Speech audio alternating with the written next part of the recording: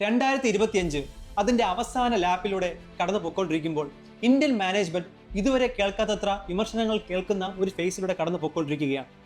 Indian cricket കടന്നു വന്ന ഈ വർഷത്തിലേക്ക് നോക്കുകയാണെങ്കിൽ ഒരുപാട് വിജയങ്ങളും പരാജയങ്ങളും ലെജൻഡറി പ്ലേയേഴ്സിന്റെ വിരമിക്കലും ത്രസിപ്പിക്കുന്ന ഒരുപാട് മൊമെന്റ്സും ഉണ്ടായിരുന്ന ഒരു വർഷമായിരുന്നു.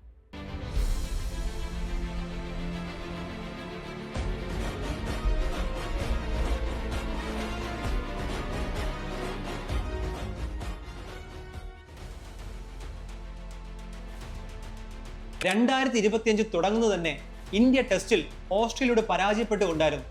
ഒരു പതിറ്റാണ്ട് കാലമായി ഇന്ത്യ സൂക്ഷിച്ചിരുന്ന ബോർഡർ ഗവാസ്കർ ട്രോഫി ഇന്ത്യക്ക് നഷ്ടപ്പെട്ടു. ആദ്യ ടെസ്റ്റിൽ വിരാട് കോഹ്ലി തന്റെ 30ാം സെഞ്ചുറി പൂർത്തിയാക്കി. ടെസ്റ്റിൽ കോഹ്ലിയുടെ ഓസ്ട്രേലിയൻ ആധിപത്യം തുടരും എന്ന് തന്നെ എല്ലാവരും പ്രതീക്ഷിച്ചു. പിന്നീട് നടന്ന 2 ടെസ്റ്റിലും ഇന്ത്യ അമ്പേ പരാജയപ്പെട്ടു. കോഹ്ലിയുടെ ബാറ്റിൽ നിന്നും മറ്റൊരു ടെസ്റ്റ് സെഞ്ചുറി പിറന്നില്ല. പിന്നീട് ഒരു മെയ് 12-ാം തീയതി കോഹ്ലി തന്റെ വൈറ്റ് ജേഴ്സി എന്നേക്കുമായി അഴിക്കുന്നു എന്നൊരു ഇൻസ്റ്റാഗ്രാം പോസ്റ്റിലൂടെ വിരമിക്കൽ അറിയിച്ചു. അന്ന് ഒരു ലെഗസി ആയിരുന്നു അവിടെ അവസാനിച്ചത്.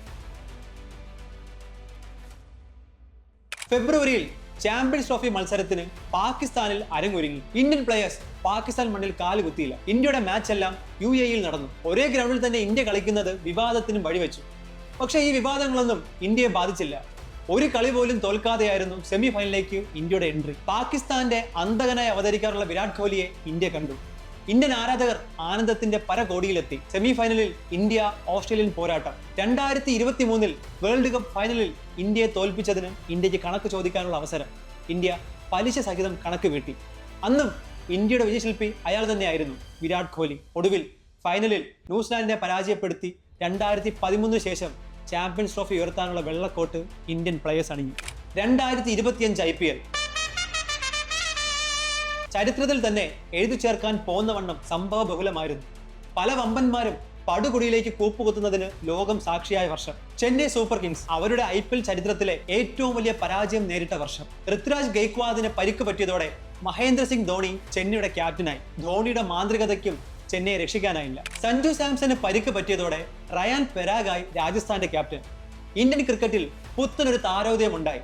നേരിട്ട ആദ്യ പന്തിൽ തന്നെ സിക്സർ അടിച്ച ഒരു 16-കാരൻ വൈഭവ് സൂര്യവംശി. കളിച്ച ആദ്യ സീസണിൽ തന്നെ സെഞ്ചുറി അടിച്ച താരം. ഇതൊക്കെ രാജസ്ഥാൻ ഉണ്ടായിട്ടും പോയിന്റ് ടേബിളിൽ ഏറ്റവും അവസാന സ്ഥാനക്കാരായി രാജസ്ഥാൻ ഈ സീസൺ അവസാനിപ്പിച്ചു. എല്ലാവരെയും ഞെട്ടിച്ചത് എല്ലാ സീസണുകളിലും പരാജയങ്ങളുടെ തമ്പുരാന്മാരായ കിങ്സ് 11 പഞ്ചാബിന്റെ ഉയർത്തെഴുന്നേൽപ്പ് കണ്ടിട്ടായിരുന്നു. അതിന് ഒരേ ഒരു കാരണം, ശ്രേയസ് അയ്യർ.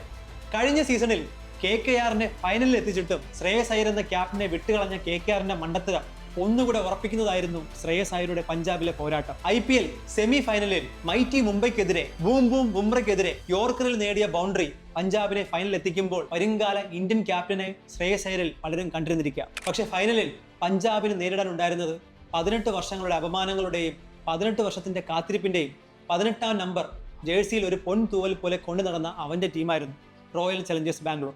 ദൈവം എഴുതിയ തിരക്കഥയിൽ 18ാം IPL സീസണിൽ 18ാം ജേഴ്സിക്കാരന് കപ്പ് എന്ന വിധിക്ക് മുൻപിൽ പഞ്ചാബിന് തോൽവി ഏറ്റുവാങ്ങേണ്ടി വന്നു.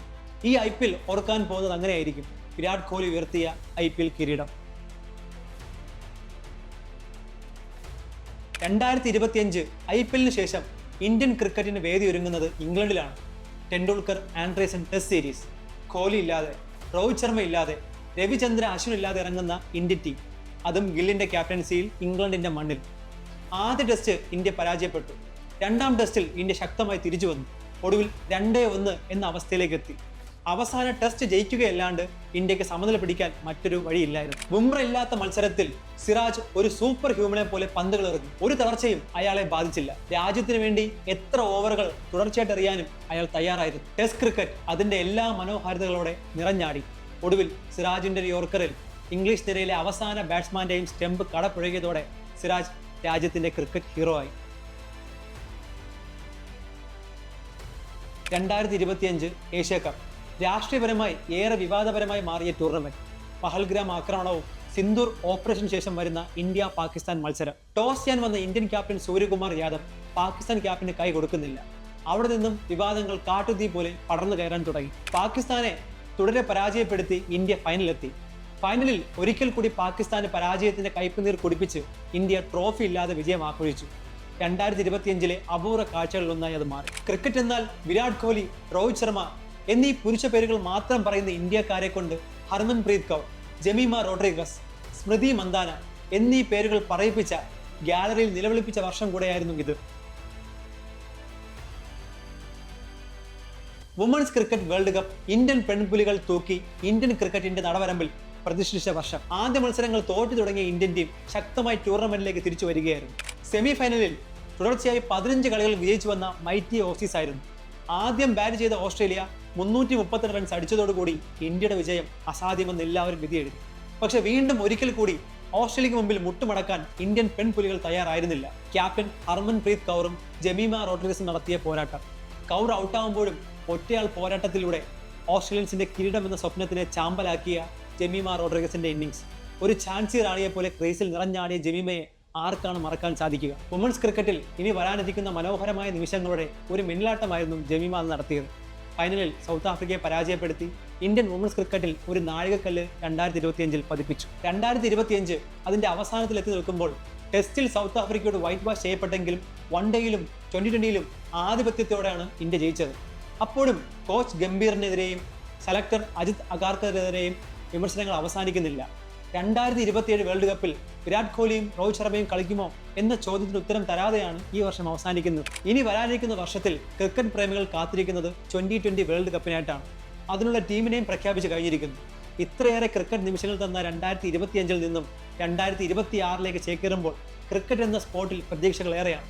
നമുക്ക് കാത്തിരിക്കാം ത്രസിപ്പിക്കുന്ന മറ്റൊരു ക്രിക്കറ്റ് വർഷത്തിനായി, കാലം സൂക്ഷിച്ച പ്രതിഭാസങ്ങൾക്കായി.